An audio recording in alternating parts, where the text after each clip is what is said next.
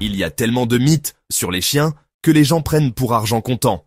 Vous avez probablement déjà entendu dire qu'une année humaine équivaut à 7 années de chien, ou que les chiens ne voient qu'en noir et blanc.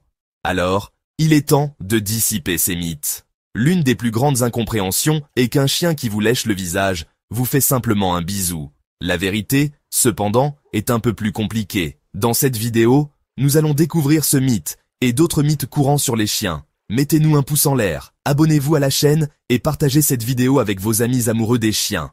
Et dites-nous en commentaire, quel mythe sur les chiens vous a toujours intrigué?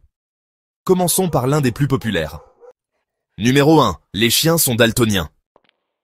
Les chiens ne voient-ils le monde qu'en noir et blanc? Pas tout à fait. Même s'ils ne voient pas les couleurs de la même manière que les humains, leur vision n'est pas incolore. Des études montrent que les chiens voient des nuances de bleu, de jaune et de gris, mais ils voient tout le rouge et le vert comme des tons plus ternes et atténués. C'est parce que les chiens ont moins de cellules réceptrices sensibles aux couleurs dans leurs yeux que les humains. Mais leur vue est tout de même bien adaptée à leurs besoins. Au lieu de se fier aux couleurs, les chiens se concentrent sur le mouvement, la luminosité et le contraste. Et n'oublions pas, les chiens ont un incroyable sens de l'odorat, ce qui les aide à naviguer dans leur environnement d'une manière que nous ne pouvons même pas imaginer. Alors, même s'ils ne voient peut-être pas une balle rouge vif de la même manière que nous, leur monde est tout sauf ennuyeux. Numéro 2. Un chien fatigué est un chien heureux. Beaucoup de gens pensent que si un chien est complètement épuisé, il doit être heureux. Mais, est-ce vrai? Bien que l'exercice régulier soit très important pour le bien-être d'un chien, en faire trop peut en fait faire plus de mal que de bien. Imaginez ceci. Si quelqu'un vous faisait courir un marathon tous les jours, vous sentiriez-vous heureux ou juste totalement épuisé?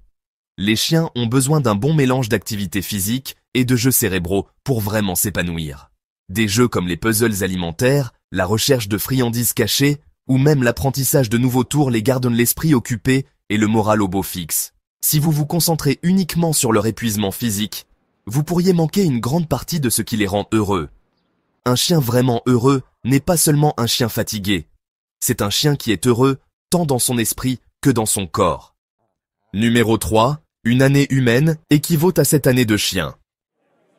Cette règle simple existe depuis toujours, mais elle n'est pas vraiment exacte. L'idée est venue en comparant la durée de vie moyenne d'un humain à celle d'un chien, mais les chiens ne vieillissent pas selon un rapport direct de 1 à 7. Par exemple, la première année de vie d'un chien équivaut en fait à environ 15 années humaines, pas 7. Après cela, le processus de vieillissement ralentit et chaque année de chien équivaut à environ 5 années humaines. Mais voici le piège, la taille et la race sont très importantes. Les petits chiens vivent généralement plus longtemps, parfois même plus de 15 ans, tandis que les grandes races ne vivent que 8 à 10 ans. Au lieu de s'en tenir à la règle du 1 pour 7, il est préférable de considérer la race spécifique de votre chien et l'étape de vie dans laquelle il se trouve. Qu'il s'agisse d'un chiot joueur ou d'un vieux sage, chaque année passée avec eux vaut la peine d'être célébrée. Numéro 4. Les chiens mangent de l'herbe quand ils sont malades et qu'ils ont besoin de vomir. Beaucoup de gens supposent que les chiens ne mangent de l'herbe que lorsqu'ils ne se sentent pas bien, mais ce n'est pas entièrement vrai. Bien que certains chiens vomissent après avoir mangé de l'herbe, des études montrent que c'est en fait assez rare. Une étude de l'Université de Californie à Davis a révélé que seulement 22% des chiens qui mangent de l'herbe vomissent réellement, et seulement 8% montrent des signes de maladie au préalable. Alors pourquoi le font-ils? Dans la plupart des cas, c'est juste une habitude, comme les gens qui tapotent à leurs doigts ou gribouillent quand ils s'ennuient. Certains chiens mâchent de l'herbe pour passer le temps, tandis que d'autres le font pour faire face à une légère anxiété. Cependant, il y a quelque chose à surveiller. L'herbe dans les parcs publics ou les pelouses mal entretenues peut contenir des pesticides, des produits chimiques ou des parasites qui pourraient être nocifs. Si votre chien mange beaucoup d'herbe ou semble malade, il est toujours préférable de consulter un vétérinaire. Mais pour la plupart, manger de l'herbe n'est qu'une de ces habitudes bizarres des chiens, pas nécessairement un signe de maladie. Numéro 5. Les chiens se sentent coupables après avoir fait quelque chose de mal. Vous entrez dans la pièce et vous voyez un désordre, une poubelle renversée, une chaussure mâchée ou peut-être un oreiller déchiqueté. Votre chien vous regarde avec ses grands yeux coupables. Mais la vérité est, ils ne se sentent pas réellement coupables. Les chiens sont des experts pour lire le langage corporel humain. Quand ils voient votre visage en colère ou entendent votre voix sévère, ils réagissent avec une posture de soumission.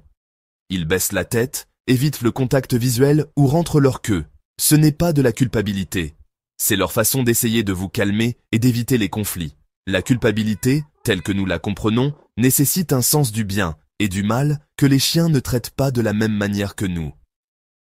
Au lieu de se concentrer sur la punition, il est préférable de récompenser les bons comportements et de les guider pour qu'ils fassent de meilleurs choix à l'avenir. Alors, la prochaine fois que vous verrez ce regard coupable, rappelez-vous, ce n'est pas du regret, c'est juste votre chien qui réagit à vos émotions. Numéro 6. Le comportement du chien quand il lèche. Beaucoup de gens pensent que lorsqu'un chien les lèche, c'est juste un signe d'affection, comme un baiser. Mais le léchage est en fait un comportement beaucoup plus complexe. Les chiens lèchent pour créer des liens, explorer leur environnement et même communiquer. Leur langue les aide à recueillir des informations sur vous, à goûter votre sueur et à capter des odeurs qui révèlent votre humeur, votre alimentation et même votre niveau de stress. Le léchage libère également des endorphines, ce qui peut avoir un effet calmant sur les chiens. Mais il y a aussi un inconvénient. La salive de chien peut contenir des bactéries comme Capnocytophaga canimorsus, qui peuvent être nocives pour les humains, en particulier ceux dont le système immunitaire est affaibli. Si les chiens lèchent des plaies ouvertes ou des zones sensibles, cela peut entraîner des infections. Le léchage excessif peut aussi être un signe d'anxiété ou de comportement obsessionnel. Et dans certains cas, si un chien se concentre sur le léchage d'un endroit précis de votre corps, cela pourrait signifier qu'il sent quelque chose d'inhabituel. Certains chiens peuvent même détecter des maladies chez leurs propriétaires. Si le léchage occasionnel n'est pas préoccupant, il est toujours préférable de le maintenir avec modération et de s'assurer que c'est un comportement sain. Maintenant que vous connaissez la vérité derrière ces mythes courants sur les chiens, vous ne regarderez plus jamais votre ami à quatre pattes de la même manière. Mais il y a plus à découvrir. Restez à l'écoute pour la prochaine vidéo, où nous vous montrerons 5 erreurs à éviter lorsque vous laissez votre chien seul à la maison. Certaines de ces erreurs peuvent entraîner de l'anxiété, des comportements destructeurs et même des problèmes de santé. Vous ne voudrez pas manquer ça.